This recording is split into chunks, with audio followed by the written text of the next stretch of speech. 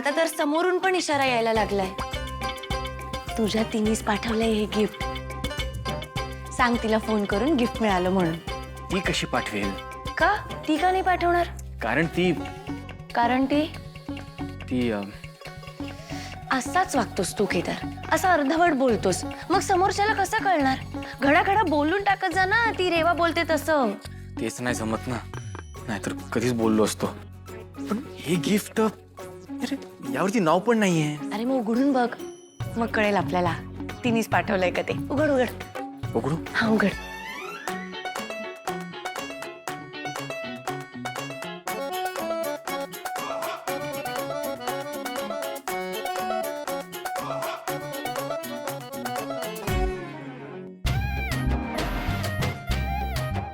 अरे वा.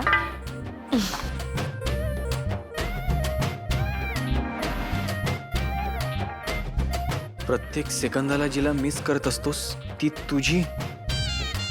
मी काय म्हणाले होते? तिनीच पाठवलंय तुझ्यासाठी हे गिफ्ट.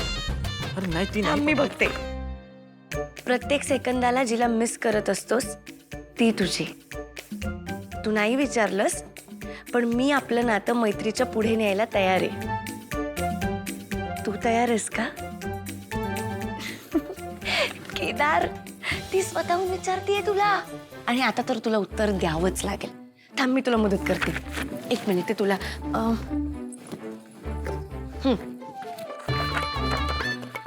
हा बोल. मला तिचं नाव सांग. हा, काय लिहू?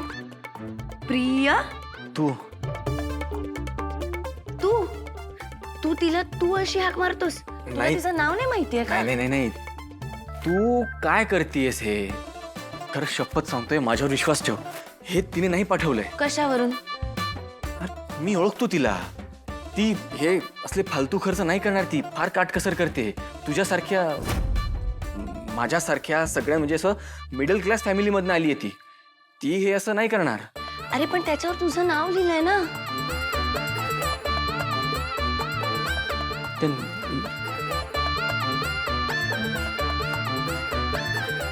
मला ना जरा वेगळाच संशय येतोय.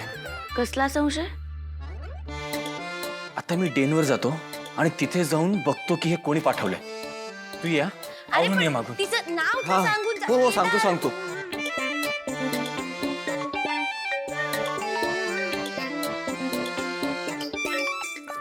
बोल ग.